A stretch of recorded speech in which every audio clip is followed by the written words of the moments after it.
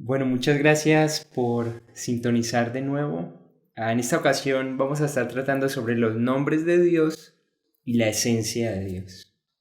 En lo que concierne a los nombres de Dios, estudiaremos los nombres primarios de Dios, los nombres combinados con Él y los nombres combinados con Jehová y los nombres de Dios en el Nuevo Testamento.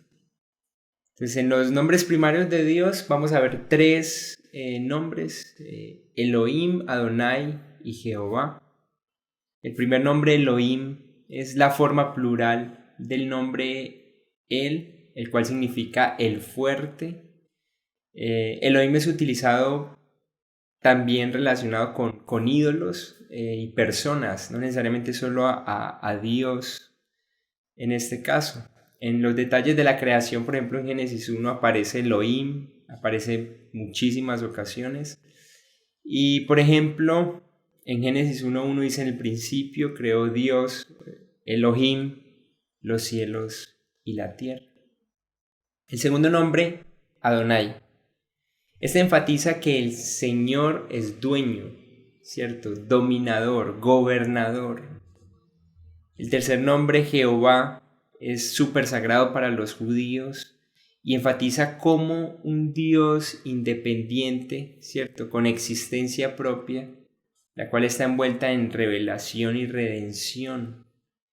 Este nombre trae a la memoria al Dios que apareció a Moisés, al Dios que hizo milagros extraordinarios en Egipto y pactos con la nación de Israel, Jehová. Ahora, aparte de estos nombres primarios que uno puede ver en la escritura de Dios, hay como 5 nombres combinados con Él, ¿cierto? Y voy a hacer rápidamente mención a algunos de ellos. El primero de estos es el Olam, ¿cierto? El Dios eterno. Génesis 21:33 dice: y plantó Abraham un árbol tamarisco en Berseba e invocó allí el nombre de Jehová, Dios eterno. El Olam, eso significa el fuerte que vive para siempre. Tendríamos también otro que es el Elión, el Dios altísimo. Significa el fuerte de los más fuertes.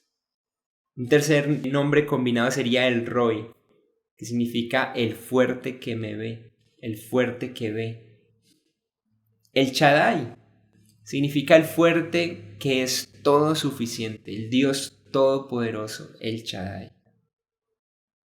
Uno más sería el Gibor, que significa el Dios todo, el Dios poderoso.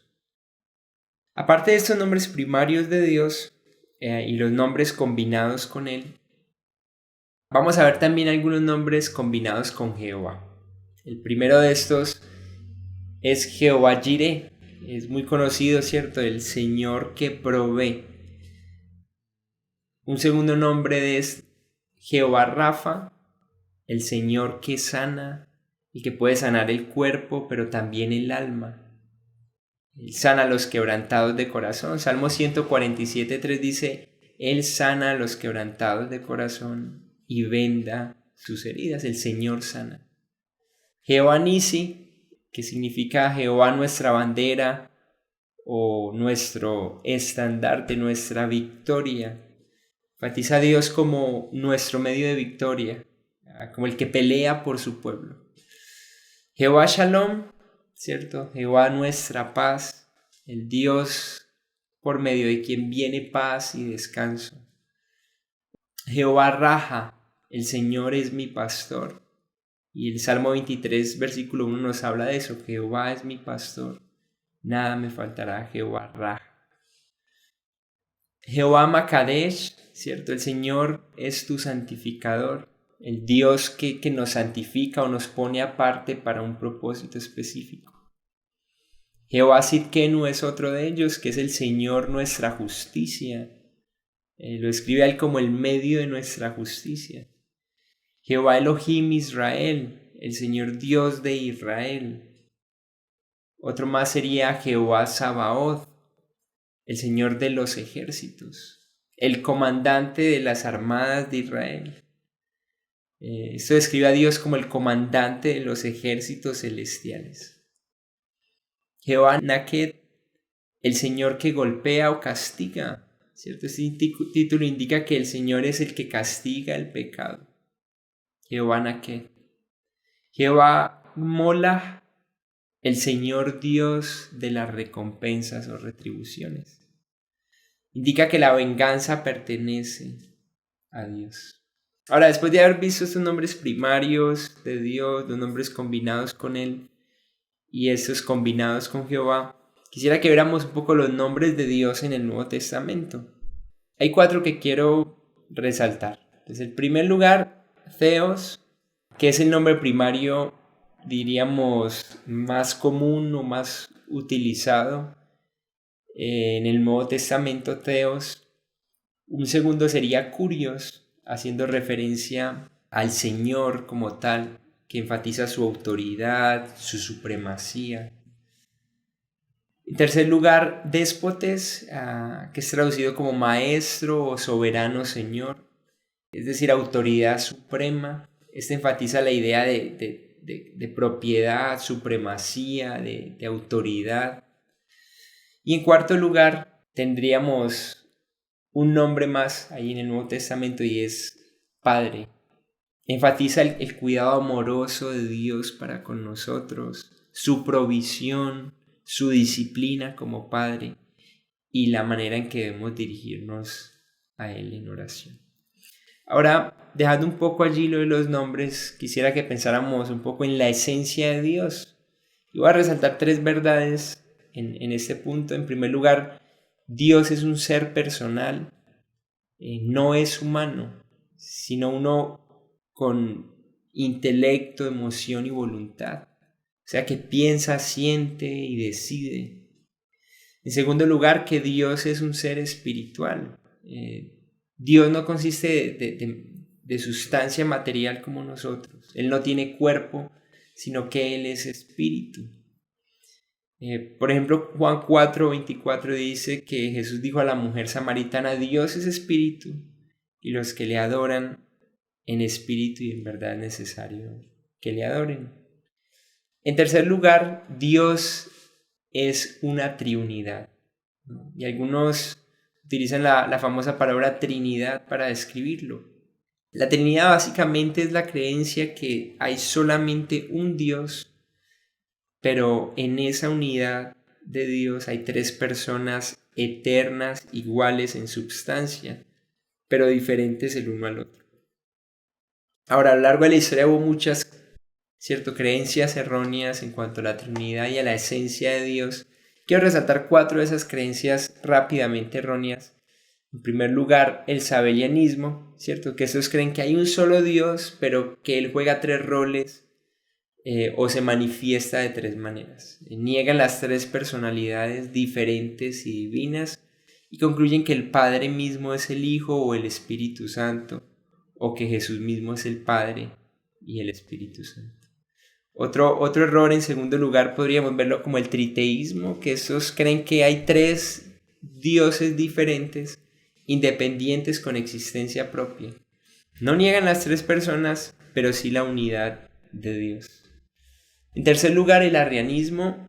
Estos creen que solo el Padre es Dios y que el Hijo y el Espíritu Santo son inferiores criaturas de Dios. Y en cuarto lugar, el unitarianismo, que estos creen que Dios es uno en esencia y no se manifiesta en 3 maneras. Enfatizan la unidad de Dios, pero niegan la triunidad. Ahora, la doctrina de la Trinidad misma, ¿cierto?, puede ser deducida de varias verdades. La verdad de que hay un solo Dios, pero también 3 personas diferentes descritas como Dios. Para muchos no hay duda que el Padre es Dios, pero que Jesucristo también lo es, ¿cierto? Y vemos esto claramente por sus atributos. Él es descrito también con los atributos de omnipresente, eterno e inmutable. Entonces, Él es el Dios no solamente por sus atributos divinos, sino también porque participa en las funciones de la divinidad. La Biblia afirma que Él es el creador del mundo. Digamos, Juan 1:3 dice: todas las cosas por Él fueron hechas, y sin Él nada de lo que ha sido hecho fue hecho. Diversos escritores, ¿cierto?, del Nuevo Testamento dan testimonio adicionalmente de que Jesús es el Hijo de Dios. Hace lo siguiente: sostiene el universo, perdona pecados, hace juicio, recibe adoración de ángeles y humanos. Y por ejemplo Juan 1:1 dice, el apóstol Juan dice: en el principio era el verbo, y el verbo era con Dios, y el verbo era Dios. Igual Romanos 9:5, Pablo nos habla, o habla ahí a los judíos, dice: de quienes son los patriarcas, y de los cuales según la carne vino Cristo, el cual es Dios sobre todas las cosas, bendito por los siglos. Amén. El Espíritu Santo también claramente es Dios, ¿no? Y Él posee los atributos de Dios.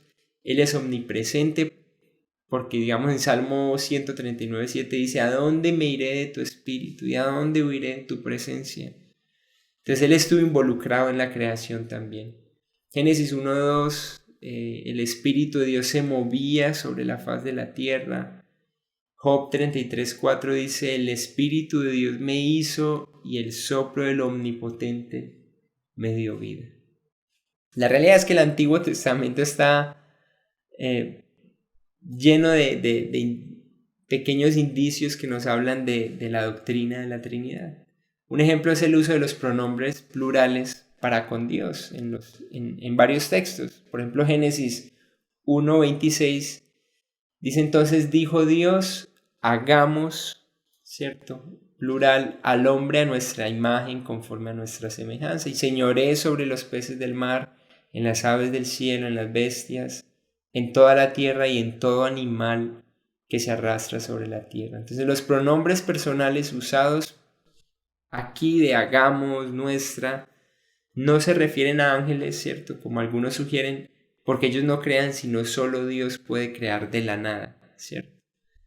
Desde el Nuevo Testamento también vemos indicaciones de la Trinidad. Mateo 28:19 dice: por tanto, id y haced discípulos a todas las naciones, bautizándolos. Y entonces ahí va a mencionar las tres personas, ¿cierto?, en el nombre del Padre, del Hijo, del Espíritu Santo.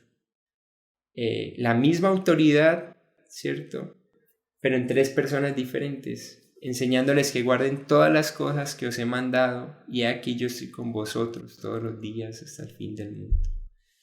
Es nuestro deseo que ese estudio de los nombres de Dios allí en la Escritura y de la esencia de Dios te lleve a la adoración de Él, de tal manera que puedas decir con nosotros: a Dios sea toda la gloria por los siglos de los siglos. Dios les bendiga.